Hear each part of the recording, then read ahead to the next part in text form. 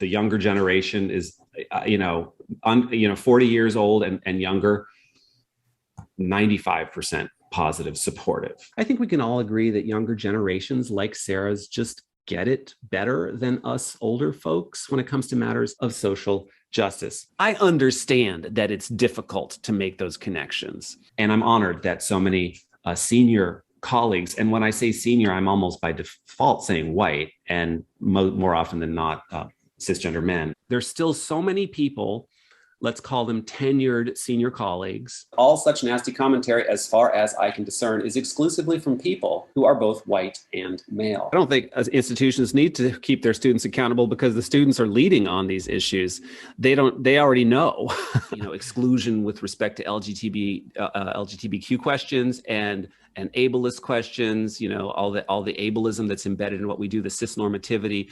I'm committed to all of that. Absolutely. So it's when you get to the 60-year-old and up crowd that drops off significantly. It's hard to put a number on it.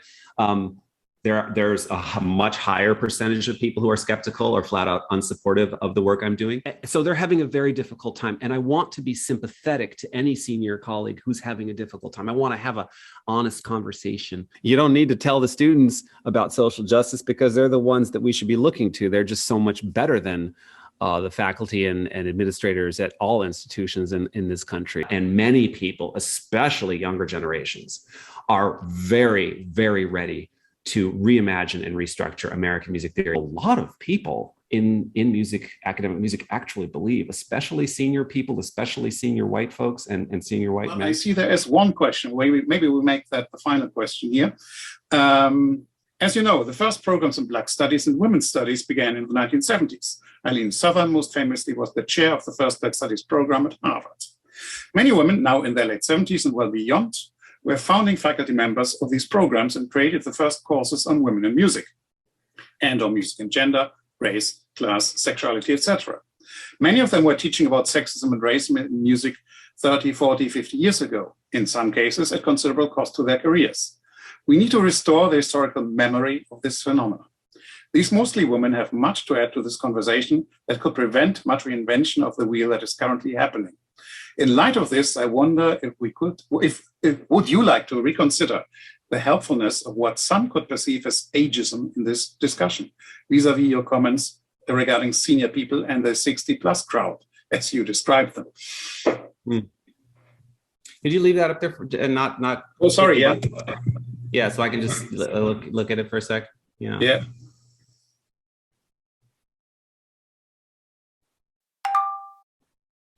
Yeah, thanks for that question. Very good question. And yes, somebody might think about ageism, but with respect to my 60-plus crowd comment, but facts are facts. I mean, Wolfgang asked me about people who've responded, and I've gotten over 1,000 responses, and I'm just stating facts that by far and away, the people who are skeptical of the things I've said and written about, without question, are senior colleagues and musicians. Sometimes they're not colleagues; they're just people who've reached out.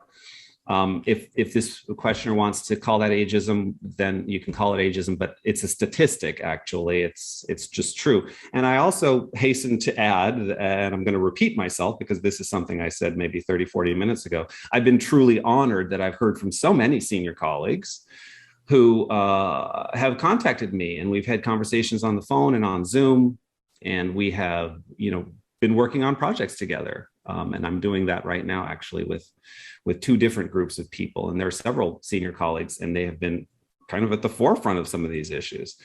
With respect to the women and Black women especially, that's a great point. And actually, I think you'll find if you look at my real blog that I put out a few months ago, you'll see many of the names, including Eileen Southern, in my work there. I'm currently working on a project, and there are 3 senior Black women on the project. I don't want to name the names because I don't know that the project's going to get off the ground, and we're not quite ready to announce. So if this questioner, I feel it might be the same person from before, and even if it's not, that's perfectly fine. We need to restore the historical memory of this phenomenon. I think that that's exactly what I'm trying to do. Actually, I'm trying to restore the historical memory. And if I didn't mention a few names in a talk that's an hour and 15 minutes long, what can I say? It's not that I haven't mentioned Eileen Southern and Rosita Sands and Emmett Price and Samuel Floyd. I can mention those names because these are eminent Black scholars, Lucius Wyatt, Horace Boyer, Calvin Grimes.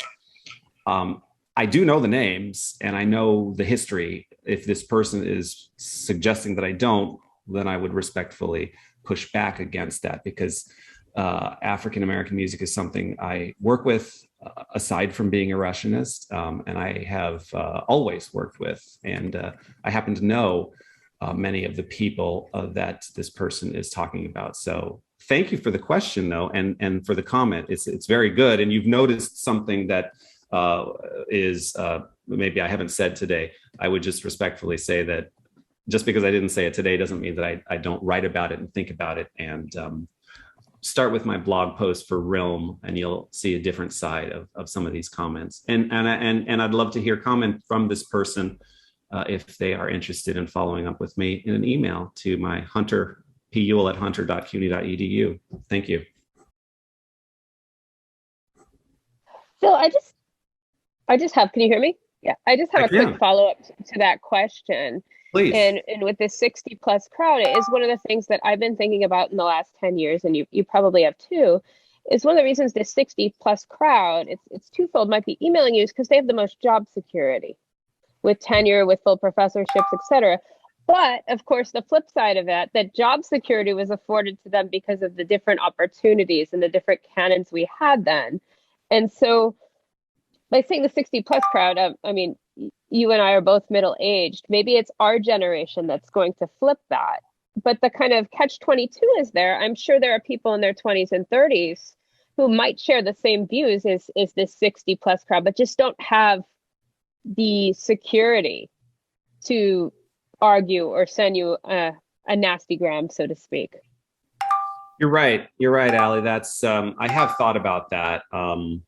I do try to highlight as much as I can, when I say, I hasten to add that there are senior colleagues, and certainly white men among them, who've reached out. I do want to try to emphasize in my 3 points I started with, I want to reach out. I want to let white people know I want them at my table, with the caveats I put out there. And yes, on the flip side, that's a very important flip side. There are, without question, the junior crowd too, who do not have the standing.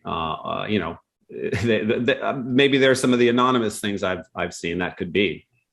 And yeah, there are definitely junior folks who want to keep Beethoven up on that hill, and Shakespeare as well, because white supremacy and patriarchy is not something that was just dreamt up in the last few years. It's Ibram Kendi says about 550 years old. He puts it, there were some papal decrees in the 15th century that were very key to, beginning some of the colonial conquests that Portugal set out on, and then Spain in 1450, 1460.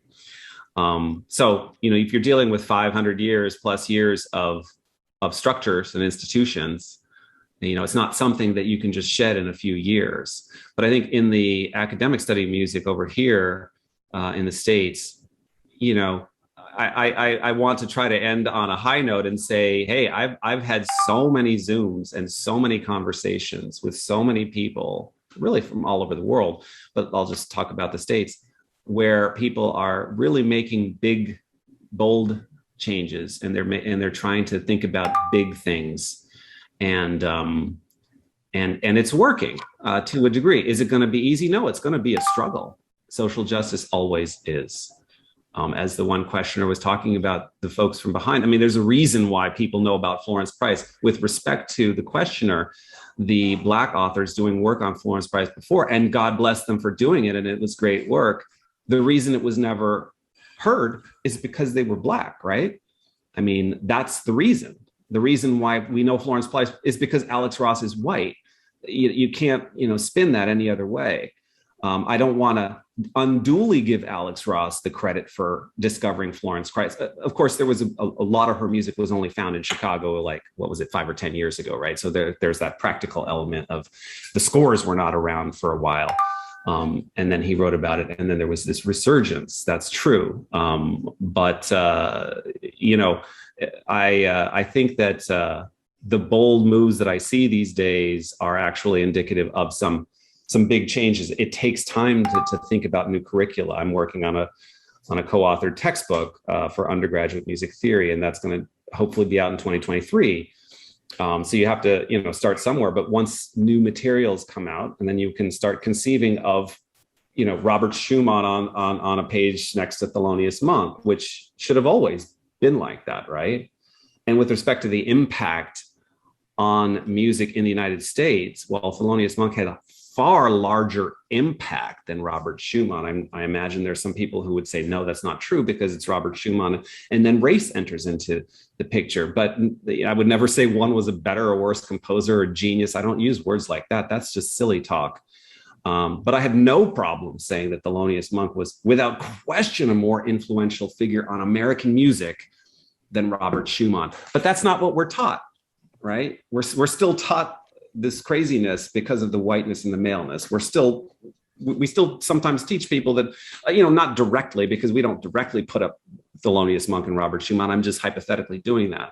But we still essentially are saying that what Robert Schumann represents is better than what Thelonious Monk represents. That really is still part of what we do, whether we want to acknowledge that or not. I know a lot of people would say, no, it's not like that, blah, blah, blah. But I've been doing this for some years now, and I would just respectfully say that's my opinion. And if somebody disagrees, well, a lot of people are going to disagree, but I'll keep forging ahead, as we all should. Well, let's end on that positive note. Phil, thank you so much for joining us and having this stimulating dialogue. Looking forward to see many of you next week. Thanks for having me. It's been a lot of fun. Take care, guys.